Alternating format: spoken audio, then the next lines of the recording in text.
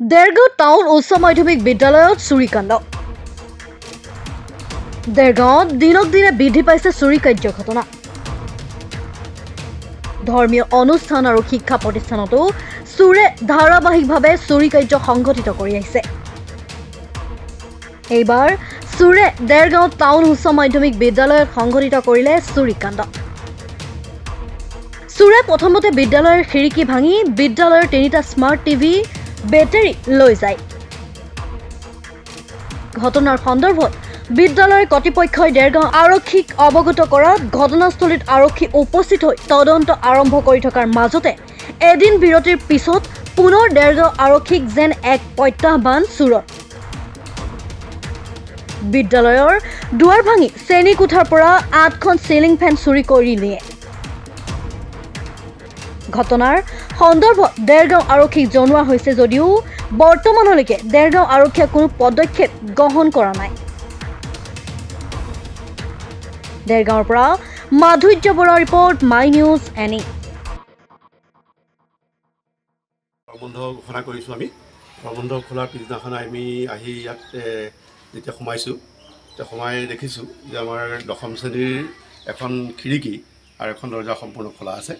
খোলা থকাৰ পাছত আমি গৈ ভালকৈ চোৱা চিতা কৰাত দেখিলোঁ যে তাত বেটেৰীকেইটা নাই। আমাৰ স্মাৰ্ট টিভি যিকেইটা বেটেৰী সেই বেটেৰী তাৰ এটাও নাই। অকণ বেয়া লাগে মনটো। আহিলোঁ, খুব চিন্তাটো পৰিলোঁ। কৰি সভাপতি উপসভানেত্ৰীক কথা পাতিলোঁ। পাতি পৰিচালনা সমিতিৰ আমি ওলোৱা আইনসংগত ব্যৱস্থা লওঁ, আমি আৰক্ষী চকীত আমি খবৰ দিওঁ।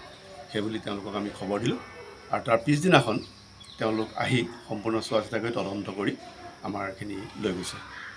তাৰপিছত এদিন বিৰতিৰ পিছত পুনৰ আমাৰ এই পৰ্ট গেট আহি পেলাই গেট খুলিছে। গেট খুলি পেলাই মই অকণমান 1 মিনিটমান অহা দেৰি আহি পেলাই মোলৈ ফোন কৰিছে, ছাৰ এইটোৰ বোলে ক্লাছৰুমৰ 3খন ফেন লৈ গ'ল।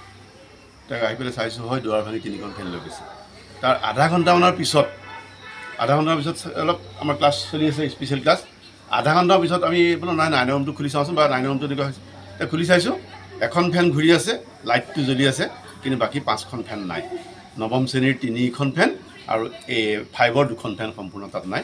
আৰু দেখিছোঁ আমি যে মুঠ কেইখন ফেন নিলে? টোটেল মুঠ এইফালে 5খন, 9ম শ্ৰেণীৰ 3খন, 5ৰ 2খন, 5খন, 8ৰ ৰুমটোৰ পৰা টোটেল 3খন, মানে 8খন ফেন নিছে। সম্পূৰ্ণ 8খন ফেন আমাৰ ইয়াৰ পৰা চুৰি কৰি লৈ। এই বিষয়ে আৰক্ষী জনোৱা হৈছে? আৰক্ষী সম্পূৰ্ণ জনোৱা হৈছে। তেখেতসকল আহিছে, চোৱা চিতা কৰিছে, তদন্ত কৰিছে। দুখ পাইছোঁ আজি আহি বিদ্যালয়ত দেখিছোঁ যে ছাত্ৰ ছাত্ৰীৰ যিখিনি সুবিধাৰ্থে যিখিনি ব্যৱস্থা গ্ৰহণ কৰা হৈছে, এতিয়া আহি আগন্তুক গৰম বন্ধত চলি থকা মাজতে ক্লাছবিলাক কৰাই আছিলে প্ৰধান শিক্ষকে।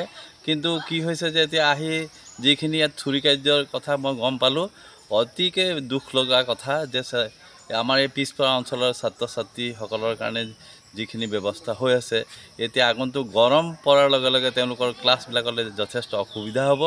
আৰু এই চুৰি কাৰ্যটো এনেধৰণে হোৱাৰ কাৰণে অতি লজ্জাজনক বা দুখজনক কথা।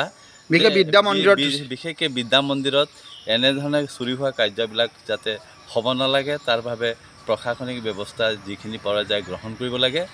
আৰু আমি ভৱিষ্যতে যাতে স্কুলখন সুৰক্ষাৰ ক্ষেত্ৰত কিবা বিহিত ব্যৱস্থা ল'বলৈ প্ৰশাসনিক দিশৰ পৰা আমি আগবঢ়োৱা আহ্বান জনাইছোঁ।